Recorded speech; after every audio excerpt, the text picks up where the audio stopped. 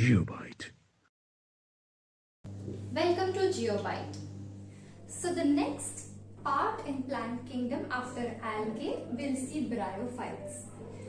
So bryophytes, when we talk about bryophytes, we'll see liverworts and mosses exclusively in bryophytes.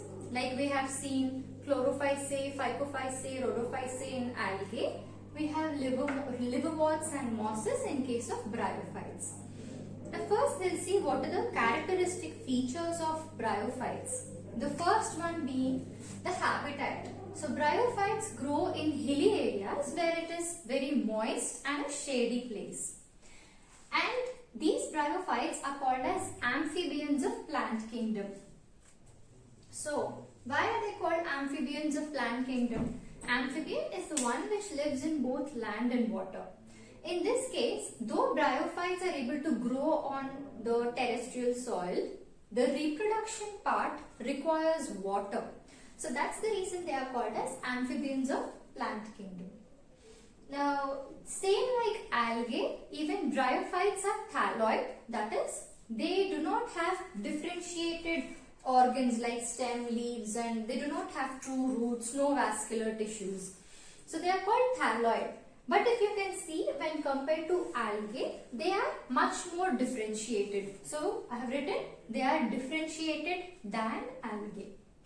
Now coming to the overall concept of reproduction in bryophytes. First of all, we'll see what is the main plant body.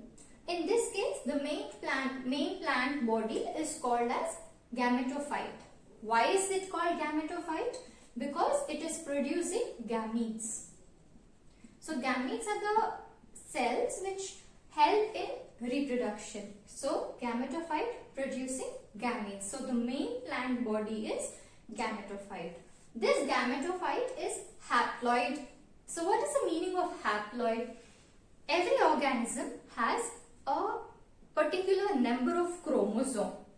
In case of bryophytes, say for example, there is the number of chromosomes is 50. 25 would be the haploid cell. That is, half the number of chromosome present in a cell is called haploid cell. So gametophyte is a haploid gametophyte. Next, we will see in case of bryophytes, of course there is both asexual and sexual. When it comes to asexual, it is fragmentation and budding is seen. Also in bryophytes, there is introduction of the sex organs. Here we have male and female sex organ. The male sex organ in bryophytes is called antheridium. That's the name given to the male sex organ of bryophyte, and the female sex organ is called as archegonium. The antheridium is going to produce something called as antherozoids, and archegonium is going to produce egg. So eventually, during the process of reproduction, antherozoids will travel towards the archegonium and they will be fusing with egg during the fertilization. So once the fertilization, that is the antherozoids and the egg fuse together, there leads to a production of a zygote. This zygote will give rise to a sporophyte.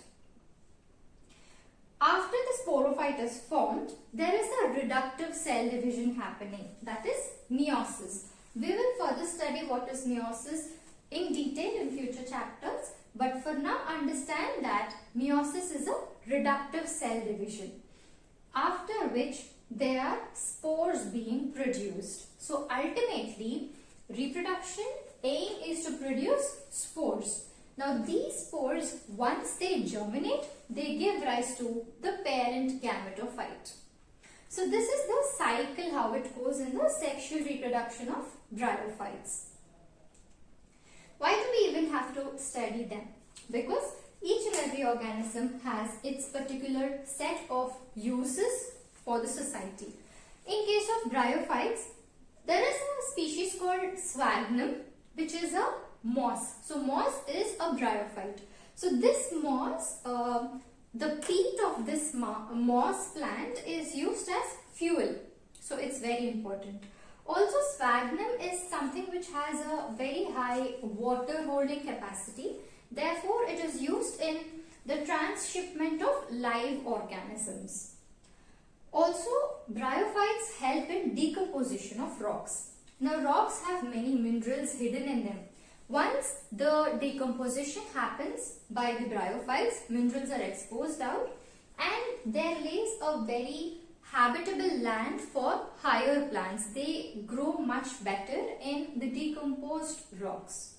So these are few uses of bryophytes. Now let's get into the detailed discussion about liverworts and mosses. So the first one being liverworts, we'll see the characteristic features. In liverworts, the habitat is moist, shady and damp areas. So almost all have the same habitat in liverworts, and this is also a thalloid plant. Next, how are they present? Now this is the thallus of liverwort. So it is like a leaf which is closely appressed to the substrate. If this is the substrate, it is dorsoventrally closely appressed to the substrate. Now, so this is the diagram of Markantia. So this is Markantia as you see here. This is how it looks. Now we'll see reproduction in case of liverworts. So as I have already told, fragmentation is happening and budding is happening apart from sexual reproduction. Now when I say budding, it has something called as gemma cups. So if you see here green color cups, these are called as gemma cups. So these gemma cups produce something called as gemmae. Gemmae is nothing but buds. So gemma cups are giving you buds. These buds, once they settle in a different place, they germinate and they give rise to the parent plant. So that's how budding happens. When we come to the sexual reproduction, you can see that these are the sex organs in this particular plant. So you can see antheridium and archegonium. So antheridium and archegonium we can observe them in the same plant, or there is a chance of observing them in different plants. So one plant is going to have only antheridium, one is going to have only archegonium. So either cases are possible. Now as you have seen, there is a sporophyte phase after the zygotic phase. That sporophyte is going to have a foot, seta and capsule. So it's something going to be like this. So this is the seta and this is the capsule. So this is the capsule, this is the seta, and you can call this as the foot. So the capsule is something which is going to produce the spores once after the meiosis is taken place. So meiosis is the reductive cell division. So we will see spores inside this particular capsule. So the example for this classification is Markantia. So liverwort is a good example. Markantia is a good example of liverworts. Next we come to mosses. So even in mosses, we know that gametophyte is a main plant body. Now this gametophyte has two different life stages in case of mosses. They are the protonema stage and a leafy stage. The protonema stage is a filamentous green colored branch stage, whereas the leafy stage, name itself indicates you have leaves for it. And the special feature of leafy stage is that it bears the sex organs, that is the antheridia and archegonia. The protonema is going to arise from the spore itself, the spore which is produced here. But the leafy stage is going to be produced from the secondary protonema from a lateral bud. So that is about the different life stages of gametophyte.